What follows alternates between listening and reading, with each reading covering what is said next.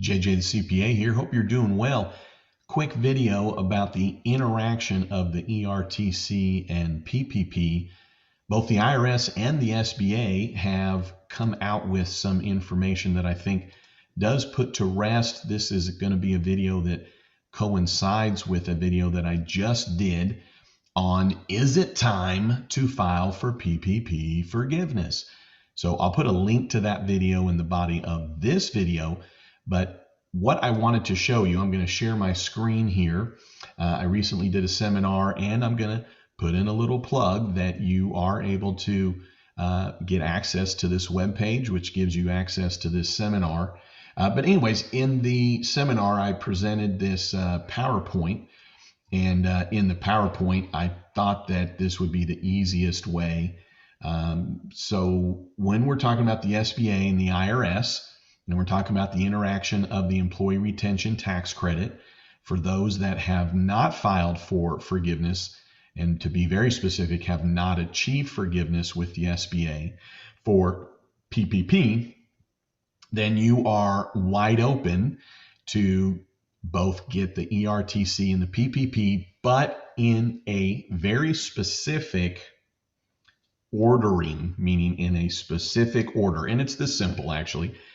Get your Employee Retention Tax Credit, report it, collect on it, or ensure that it is available for carryover, meaning don't rush that. Make sure that it's ingrained, if you will, to the IRS system that you declared wages by reporting wages for ERTC purposes, and then file for PPP forgiveness. So just got a couple of slides on this, but when you look at the updated PPP forgiveness applications, which you can find at sba.gov/PPP,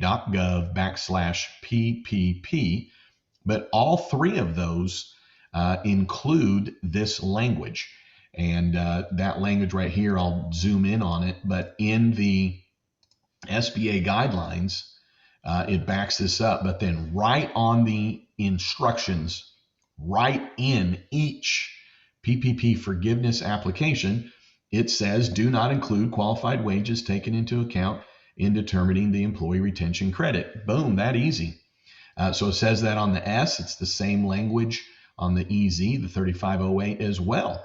So page 4, page 6, page 10 on each one of those. So to me, pretty straightforward. We knew there to be that you had to make an election to exclude wages from the PPP forgiveness period. But the way that they're getting excluded, the way that that election is being made, if you will, is by claiming those wages for the ERTC. Now, the IRS released, so that was on the SBA side, the IRS released on January 22nd, 3 days after these applications came out.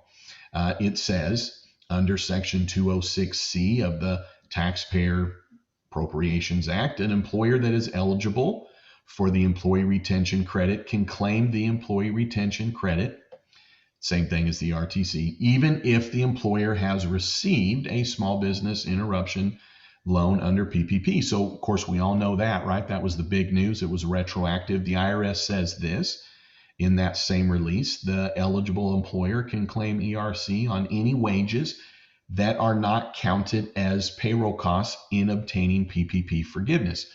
So, unfortunately, as it stands right now, those that already have achieved PPP forgiveness with the SBA will not be able to include those wages that were then included in the calculation for PPP forgiveness for employee retention tax credit calculation and purposes. You can include the wages before and after the covered period, but as it stands now, those that have not put in, those have not achieved forgiveness on their PPP, well, then they can simply use them for the employee retention tax credit. Now, the IRS says this.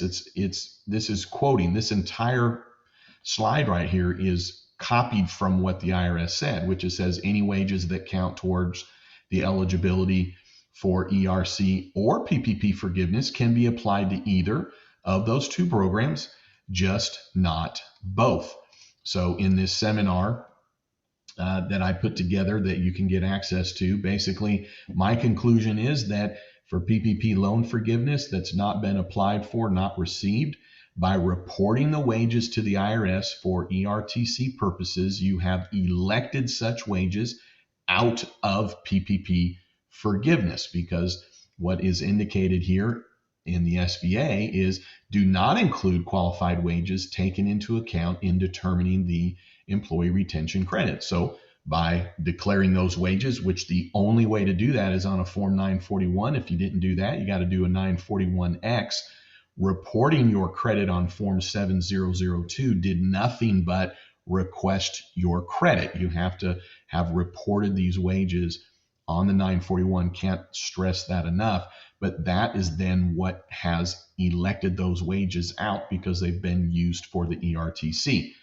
Therefore, for my clients, we'll still wait to file for PPP forgiveness until after ERTC is actually filed and accepted. Then the conclusion is for those that got PPP loan forgiveness, that's basically if you've applied for it, you should pretty well consider that you're receiving it until the SBA says otherwise. But by receiving that, then you won't be able to use the wages during your covered period, but you can include the wages before and after. And we had a number of questions throughout this seminar that I put together. I've got probably, over 140 slides in here. So it's a 2.5-hour seminar that you're able to get access to, $97, 2.5 hours, 3 hours of Q&A that went into that. And then you get this private research video. And then I've got all these links that you get access to immediately. And then I've got, 4 videos in there. I do a deep dive into the aggregation, into the related parties, as well as then how to report this for income tax purposes, if you will. But really, you can pick and choose the wages. It's not an all or nothing.